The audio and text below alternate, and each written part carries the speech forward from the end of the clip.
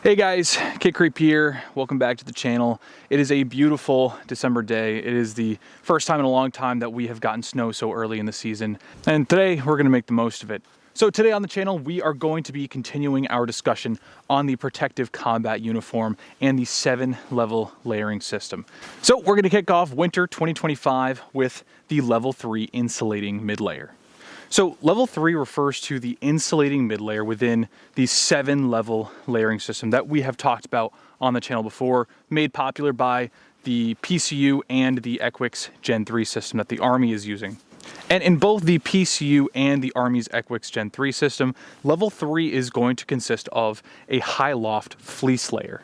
Last year we talked about level 4, which is also a mid layer. The level 4 wind shirt is going to insulate through the prevention of convective heat loss, also known as wind chill. Level 3, on the other hand, insulates through the use of lofted material. Now, most insulating layers either use synthetic fleece, down feathers, or a polyester fill, sometimes referred to as synthetic down. And the goal of all these materials is to create those warm pockets of air and hold those close to the body, thus slowing heat loss. So although both the PCU and the ECWCS Gen 3 systems use a fleece, we will be covering loft jackets or puffer jackets in this video because the Army's new prototype CTAP system they are currently testing does actually use a puffer. So we will be talking about those. And spoiler alert, I got one. So a couple things before we start off. No, this is not a really cool high-tech piece of cold weather gear. That is just my microphone. I know it kind of looks like some sort of, cool puffy thing. And secondly, I want to thank Venture Surplus because they sent out one of these really cool Whoopee hoodies. I didn't have one before, and they sent me one just to test out, and I think it's really cool. I'll talk about it a lot more later in the video. And the other thing is that they gave us a discount code. So if you use discount code KITCREEP at checkout, you will get 10% off your entire order. And that's awesome because Venture Surplus has a ton of cold weather gear. I get most of my surplus cold weather gear off of their website because they have everything that you need from waffle fleeces to fleece hats. And they even have Gucci gear like Beyond Clothing on there, which is so super cool. So definitely check them out. I want to thank them again, and let's get back to the video.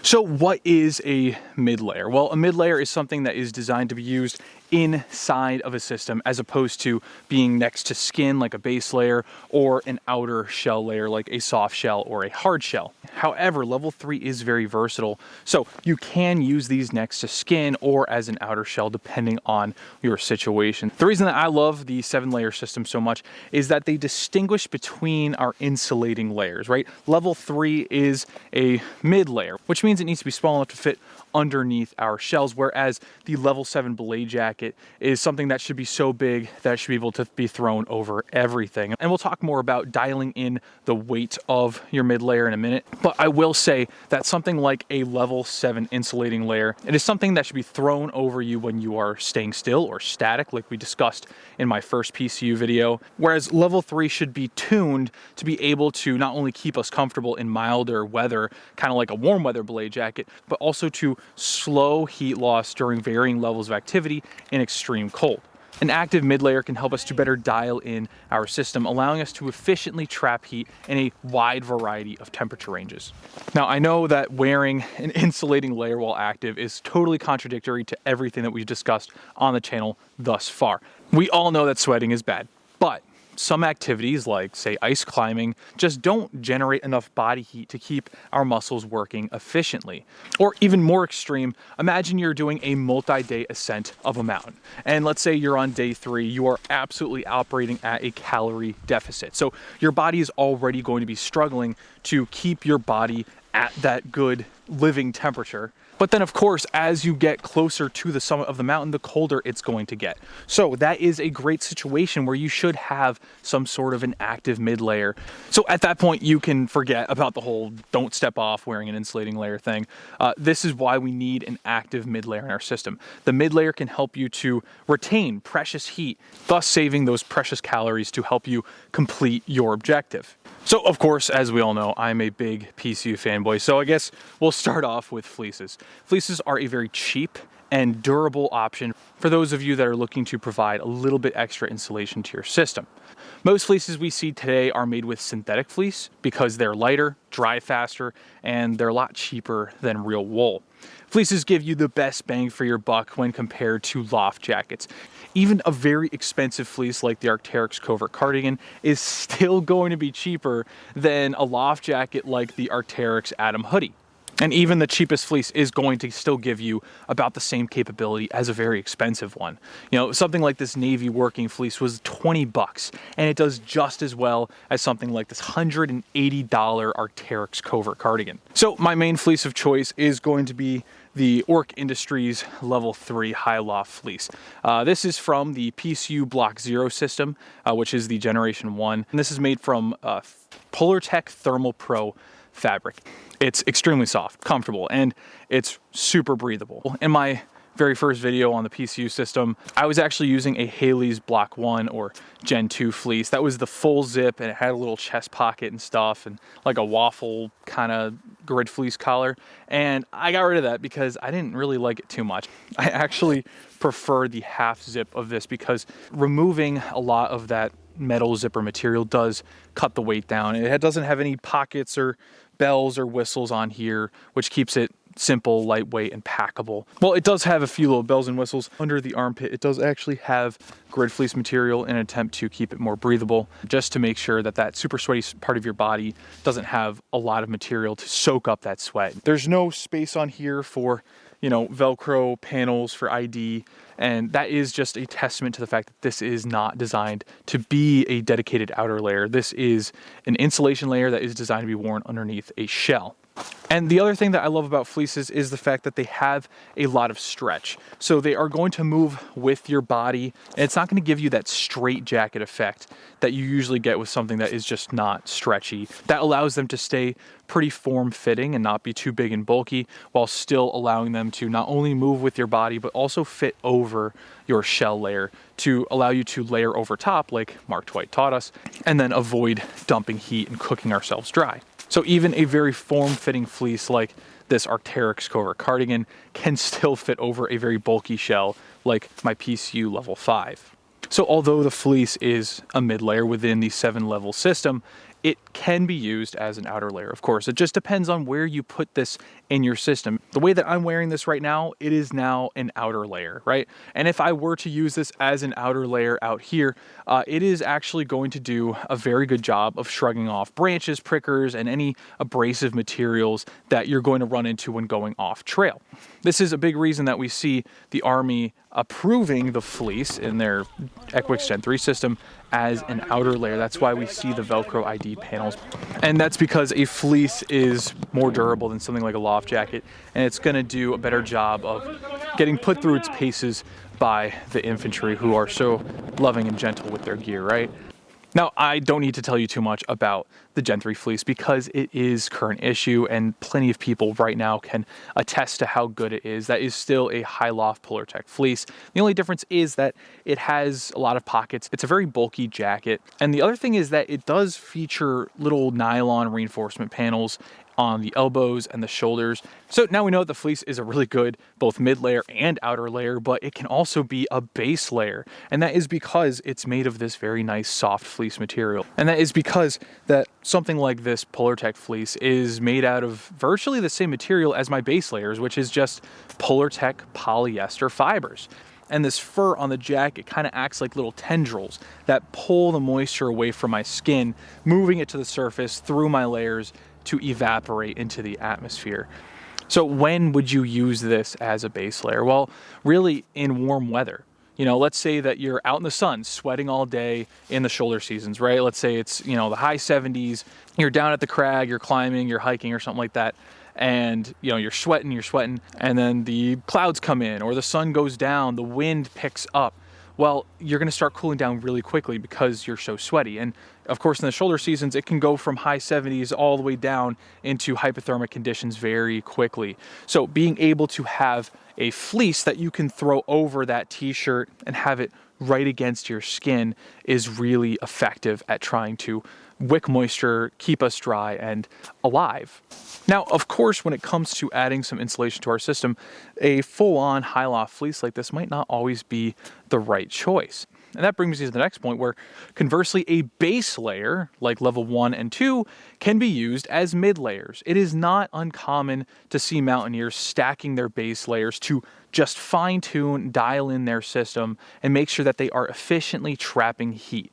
So the level 1 base layer that is sitting against your skin is going to be your actual base layer, because its primary job is to sit against your skin and wick moisture away from it to prevent the evaporative process from happening on your skin, cooling you down. But you can add yet another level 1 base layer on top of it, but now it's not a base layer anymore. Now it is a mid layer, because its main job is not to wick moisture from your skin, but to add insulation and help promote the movement of moisture to evaporate away from your body.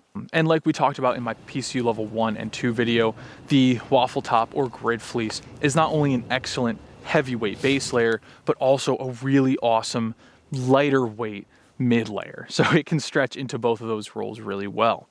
But they're not perfect, right? A fleece is just not going to be as packable as a puffer.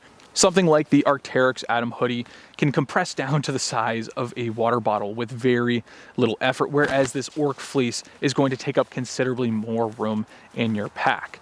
This makes them less desirable for ultralight backpackers and mountaineers who are not only carrying a lot of other layers, but a lot of very heavy technical climbing equipment. But their lack of compression is not just a bad thing. It can actually be really convenient in some situations, because that means that this material, this fleece, is going to act as a better barrier against your environment. I promise this will make a lot more sense when we talk about loft jackets. Now, the other thing is that fleeces are, unsurprisingly, not weather resistant. So I would not want to be rolling around in the snow here wearing just this fleece. I would want some sort of a shell layer over that, because they are not water or wind resistant. In the case of moisture, snow, and spindrift, the lack of a shell fabric over the fleece does not make them ideal as an outer layer. Therefore, a hard or soft shell should be used over top to protect against outside moisture. Even right now, as the wind is starting to pick up, I really was needing to put on my level 5. If you're not wearing something like a wind shirt underneath or over top of your fleece, that wind is going to just rip the heat from your body very, very quickly. Now, some fleeces, like the Navy working fleece liner, is made of Polartec microfleece, and that's the same kind of fleece material that we see in the military issue watch cap. And that material is a little bit more wind resistant, because the tighter weave of the material was able to, shrug off lighter winds a little bit better. However, that does mean that the Navy fleece is going to be a little less breathable, but it does feature really big armpit zippers, which I love. So if you love fleeces, but you really need some wind protection, of course, a soft shell is going to be a big help, but also something like a dedicated wind shirt. However, some fleeces are made with a windproof membrane. Something like this Patagonia Regulator R4 does have a windproof Polartec membrane on the inside, and that can be convenient in some situations by combining both level 3 and 4 into one garment, but it's not really as conducive to a layering system. I like having the choice of maximum breathability or added weather protection with a level 4 or level 5. And of course, I highly recommend that you watch my level 4 video on wind shirts, because I talk a lot about the different methods of wearing a wind shirt either over top or underneath of your fleece and what that can do. Next up, we're going to be talking about the lightweight puffer, or as I like to call them, a low loft jacket. Now, of course, the high loft jacket is going to be our level 7 belay jacket. This is going to be the lower loft level 3 insulating mid layer. Now, these really seem to be the current trend, as modern advancements in both the fills and the shell fabrics are making them a very attractive choice for both ultralight backpackers and technical climbers. The biggest advantage that the loft jacket has over a fleece is that they do have a real shell fabric. And I would say that the fabric is more reminiscent of something like a wind shirt, right? A minimum shell, as opposed to like a true soft shell like the level 5 or a hard shell like the level 6. So these are going to focus more on packability and being lightweight, as opposed to durability and weather protection. When we talk about something like down feathers, again, when that gets wet, the feathers just compress down to nothing. They lose all of their insulation value. That's why I totally agree with Mark Twiight's philosophy of using synthetic insulation, doing all these things, because you will get wet. But what's nice about this is that the insulation on the inside does actually retain a good amount of warmth even when it's wet. And these synthetic fibers are very easy to cook dry and maintain. Now, going back in time, before the Army adopted the ECWCS Gen 3 fleece, they were using this. That's right, the M65 field jacket liner. The low loft jacket is nothing new. This is going to be the insulated liner that you marry into the M65 field jacket in the very early US ECWCS system.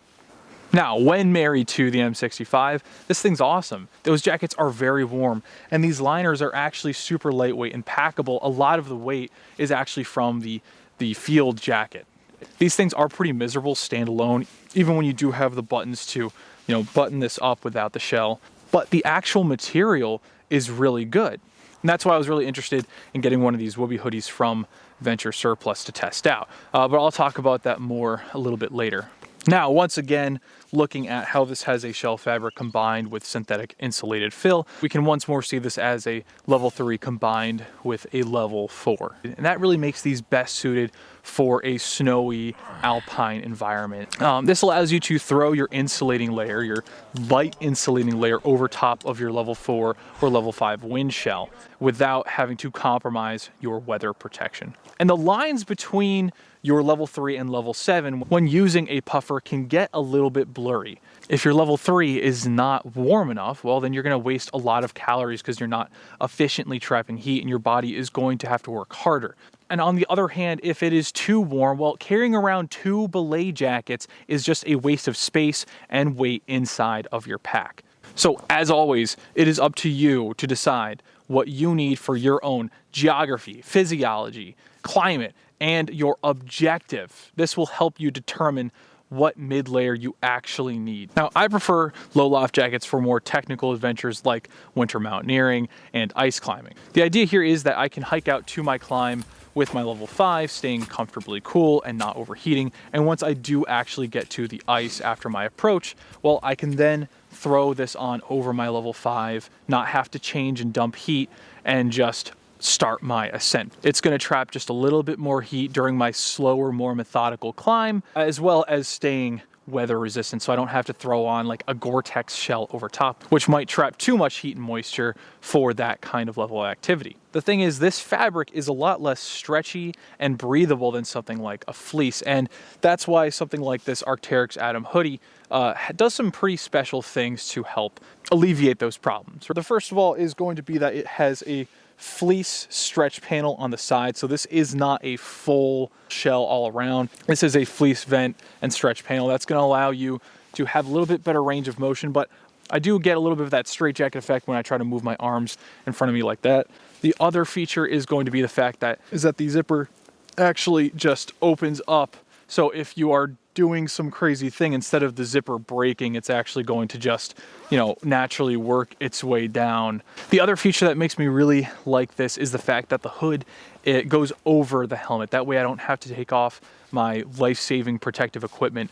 It very easily fits over my helmet, cinches down, and it stays in place. Now, we do see that the Army's new CTAPS Level 3 is a loft jacket. And this is being tested by the Army right now, which I think is just super cool. So they're thinking about ditching the fleece, going with something like this. And, I will say that this thing looks and feels very similar to another jacket that I own, especially looking at these fleece stretch vent panels on the side here and this over the helmet hood. I will be talking about this thing in its very own video because it is just so cool. I will be comparing it to the Army's ECWCS Gen 3 fleece and also the Arc'teryx Atom hoodie because I noticed a lot of similarities between the two. It looks like the Army was copying someone's homework and changing a few of the answers. So definitely watch out for a video on this thing soon.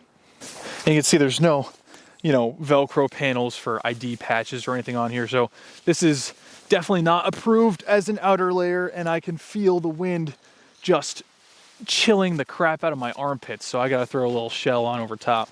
And of course, loft jackets are typically the more expensive option. That's just because of the very advanced materials that they're typically made out of. This Arc'teryx Atom hoodie retails for about $300. And although it's an excellent piece of kit in every way, it is way out of most people's price point.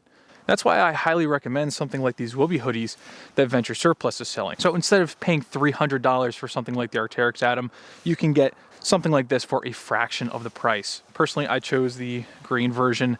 I didn't go with woodland, surprisingly. But this thing is awesome. I went with the pullover version as opposed to the full zip.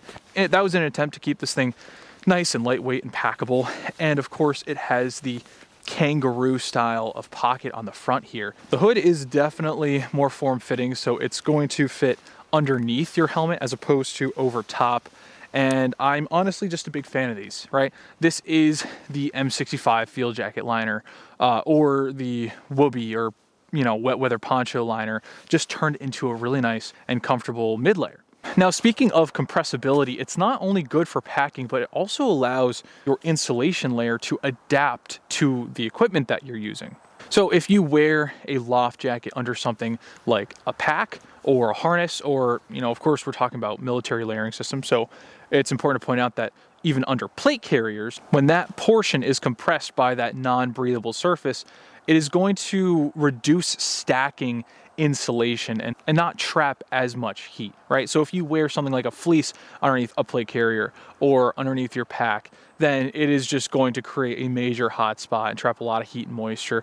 But this can also cause issues because, like we were saying before with the fleece jackets, when you rest against something that is cold, like cold metal or ice, some sort of really cold surface, you're going to feel it right through the jacket. So this does not really create much of a barrier between you and the outside world. So for that kind of application, the fleece is definitely the better bet.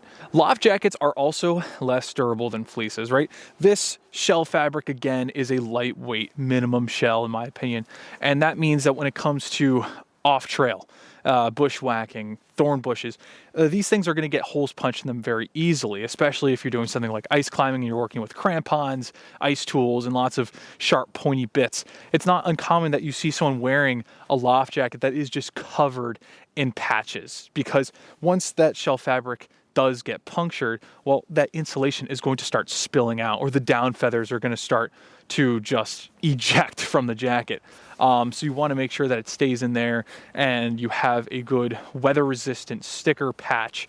It's just that a fleece is more rugged and excels at off trailing and, bushwhacking, whereas a puffer jacket is going to excel at weather protection and alpine type environments. And the last thing about puffers is that these things do have a shelf life. Now, synthetic fill doesn't really degrade with time.